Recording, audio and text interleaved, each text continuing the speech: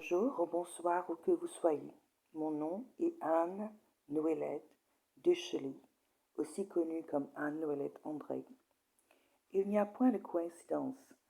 Si vous êtes à m'écouter, ce n'est point un hasard. Votre vous suprême vous a guidé ici, là, maintenant, en écoutant mon audio. Merci et bienvenue. Énergie d'amour ou énergie égoïste, notre libre choix d'être en l'instant. Nous vibrons sur cette terre à une fréquence basse, où l'ego règne, et ce que l'ego désire, c'est notre défaite à tous. Cette énergie basse s'enrichit de nos échecs et éclate de rire, nous voyant à terre, car elle nous contrôle journellement. Et croyez-moi, elle réussit très bien sa tâche, de nous maintenir à ces basses fréquences, car c'est son but, d'avoir le contrôle de nos énergies. Il nous faut absolument reprendre le contrôle, récupérer nos pouvoirs et remettre cette énergie ténébreuse à sa place et lui dire non. Ces pensées négatives que nous avons, ces méchancetés que nous prévoyons à d'autres, à nous-mêmes, au tout, ces paroles blessantes, ces émotions dépressives, ruinantes, ces énergies destructives, maudissantes que nous émettons, eh bien, nous sommes là en accord avec cette énergie maléfique lorsque nous nous alignons avec elle et la reflétons dans nos actes, dire, penser, intention, attention, ressenti, malencontreuse croyances qui n'ont rien à faire avec le mot amour divin. Nous lui donnons nos pouvoirs et elle s'amplifie. Lorsque nous lui disons non et nous nous tournons vers l'énergie de l'amour, cette autre énergie égoïste car elle est non alignée avec l'énergie d'amour divin, alors essaie, sans relâche, de nous manipuler. Car destructrice est-elle devenue. Elle ne pense qu'à elle, étant égoïste, car tout ce qu'elle veut, c'est élargir son terrain, ayant toute âme à son contrôle. Lorsque nous nous détournons d'elle et choisissons l'énergie divine d'amour inconditionnel et éternel, alors cette énergie égoïste se désamplifie et s'affaiblit, et doit alors trouver d'autres âmes pour sa succion d'énergie vampirique, car tout ce qui est n'est qu'une énergie, tout ce qu'elle est n'est qu'une énergie affaiblie, noirâtre, lourde et vampirique. Nous sommes cette énergie lorsque nous écoutons notre ego, qui ne veut que notre échec, en nous détournant de notre cœur aimant. Cette énergie égoïste ne règne qu'à des fréquences basses, car c'est leur base. Elles ne peuvent atteindre les énergies à haute fréquence et ne peuvent rien contre elles. Donc celles-ci sont protégées de son emprise, car elles ont dit non à cette énergie basse et ont choisi de vibrer à de hautes fréquences, qui n'est qu'énergie de compassion, de lumière, paix et d'amour éternel et inconditionnel. Alors cette énergie diabolique recherche les énergies faibles dont elle peut prendre à sa charge, leur faisant ses adeptes, en hypnotisant celles-ci par des pensées négatives, et dès que ces énergies acceptent ces énergies pensées destructives, voilà, le tour est joué. Nous avons vendu notre âme à cette énergie maléfique qui nous manipule à sa guise. Nous sommes sous ses ailes, noirâtres, démoniaques, et nous voici, lui ressemblant, avec des cornes et des dents de vampire comme elle. Cette énergie ténébreuse actuelle, néanmoins, rappelons-nous, provient de la même source universelle, donc au départ n'était rien d'autre qu'énergie d'amour, faite conçue d'amour et de lumière, et comme la source, l'énergie universelle, conscience universelle, nous a tous donné le libre choix, donc cette énergie ténébreuse, particulière, unique en son état, a choisi de se représenter comme une énergie ténébreuse, dévastatrice et malicieuse. Elle a toujours donc le libre choix, donc la conscience universelle elle-même ne peut lui montrer du doigt, car elle l'a permise elle-même au départ, donnant au tout existant le libre choix d'être ce qu'elle désire d'être. Donc si tout est accepté par la conscience originelle et universel d'être ce qu'il, qu'elle, quoi que veuille être.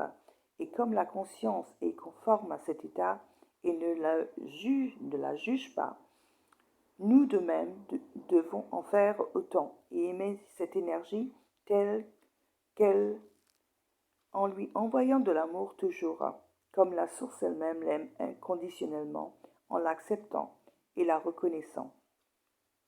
La source lumineuse ne nous rejette jamais et nous accueille toujours si nous désirons faire partie de nouveau de cette lumière, car nous venons d'elle dès le départ. Nous sommes d'elle, nous sommes elle. Il n'y a rien qui nous rende la conscience plus heureuse de récupérer ses propres égarés, perdus. Tout ce dont nous avons à faire, c'est d'accueillir cette lumière en nous, et tout n'est alors qu'énergie d'amour en nous, unis à cette seule, unique lumière. Nous unissons de nouveau à elle. C'est l'union de nouveau avec notre Père, notre Créateur, Créatrice. Nous retournons dans ses bras car nous reconnaissons que nous sommes ses enfants, de son énergie. Même les plus grands violeurs, tueurs, criminels, les artisans de guerre sont accueillis dans cette lumière si elles reconnaissent les torts qu'ils ont causés et acceptent la lumière en eux. Ils redeviennent énergie pure d'amour, car elles sont alignées de nouveau à la lumière de la conscience universelle qui n'est qu'amour infini. Nulle âme-esprit ne nous juge dans le monde des esprits, le monde des âmes, des énergies de lumière et d'amour, de l'âme universelle qui nous a tous créés à son image. Ceci dit, amour éternel et inconditionnel. Nous sommes notre propre juge, car ne reconnaissant et n'acceptant pas nos fautes, actions non alliantes à cette lumière, nous nous détournons nous-mêmes. Ne pouvons la regarder, car elle nous éblouit, nous aveugle, ne pouvons la regarder. Elle nous rend inconfortables, ne pouvons l'accepter en nous, ne pouvons la regarder en face. Nous en imprègne l'âme, car elle nous fait mal, car nous ressentons nous-mêmes indignes. Cette lumière en nous ne nous veut aucun mal, ne désire point nous rendre mal. C'est nous-mêmes qui nous rendons mal, car nous avons honte de ce que nous avons fait et rejetons cette responsabilité que nous avons causé du tort aux autres, à nous-mêmes, au tout. Si seulement nous nous offrons de l'amour, cette énergie balayera tout empreinte de ce qui n'est point aligné à elle, et nous serions blanchis comme neige de ses fautes, de ses péchés contre nous-mêmes, le tout et les autres, instantanément. Nous rejetons délibérément la lumière d'amour, car nous ne sommes pas prêtes de l'accueillir en notre énergie. Voilà, nous avons du travail à faire en notre énergie, en nous cachant dans le bas astral, là où réside l'ego, rempli de honte, car si seul l'amour était notre reflet, nous n'aurions aucune honte de nos fautes. Nous n'avions qu'à les reconnaître, sachant que nous avons causé du tort au tout, aux autres, en d'autres mots, à nous-mêmes, n'étant point séparés du tout. Donc l'énergie de l'amour en nous, en notre énergie, est indispensable pour nous diriger vers cette lumière et l'accueillir en notre énergie, car amour et lumière s'entrelacent et s'unissent. Et comme nous sommes offerts le libre choix, la lumière ne nous juge pas. Si nous sommes indécis à la rejoindre, à s'unir de nouveau à elle, et elle attend donc patiemment qu'une de ces étincelles de son propre gré lui revienne, soit englobée par elle. Elle reste patiente, attendant que cette partie d'elle, de sa propre acceptation, la reconnaisse et la rejoigne, et s'unisse de nouveau à elle, car elle est d'elle depuis le départ. Certains choisissent délibérément aussi de ne point retourner à la source lumière créatrice du tout et décident de rester ici, en ces basses fréquences, car elles rejettent cette lumière délibérément ou ne sont point prêtes. C'est pour cela qu'il est important que nous envoyions et mettons de l'amour toujours envers elles, envers celle-ci, pour qu'elles trouvent leur chemin et acceptent finalement de retourner vers la lumière. Autrement, elles continuent à errer si bas, ici-bas, en ces fréquences basses et lourdes. Et alors, si elles continuent à se ternir, imaginez ce qu'elles vont faire. Elles vont commencer à nuire, à détruire, à nous influencer de faire le mal, car c'est l'énergie qu'elles représentent. Envoyons de l'amour toujours inconditionnellement, infiniment ces énergies, car elles en ont besoin. Elles ont besoin de notre aide pour se diriger vers la lumière, qui les attend pour les englober de sa lumière, car elle ne condamne point.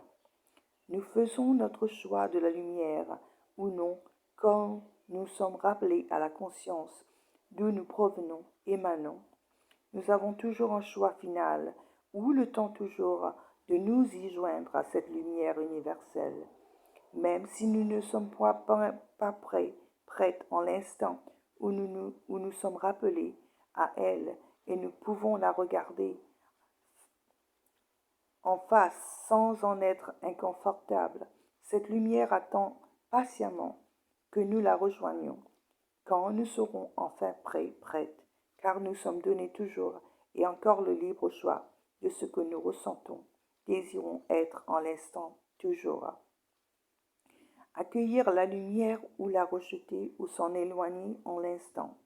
Ce choix d'être en l'instant ne nous est jamais ôté, car la lumière divine, conscience universelle, aimante inconditionnellement et éternellement, sans jamais nous juger, nous aime tellement qu'elle nous accepte sans nous blâmer, nous montrer du doigt, nous réprimandant et nous accepte tels que nous sommes toujours. Que souhaitez-vous être ce jour? Une énergie d'amour ou une énergie de l'ego? Vous avez le libre choix d'être ce que vous désirez être ce jour-là. Faites votre choix. Nul ne vous jugera dans le monde des esprits de lumière et surtout pas la lumière divine elle-même. Je vous laisse sur cette réflexion de ce choix et vous dis à très bientôt pour une autre audio de réflexion. Bonne journée, bon après-midi, bonne soirée, bonne nuit, où que vous soyez. N'oubliez pas d'aimer ma vidéo, de vous souscrire à ma chaîne et de partager mes vidéos. Je vous en remercie infiniment du fond de mon âme. Namaste.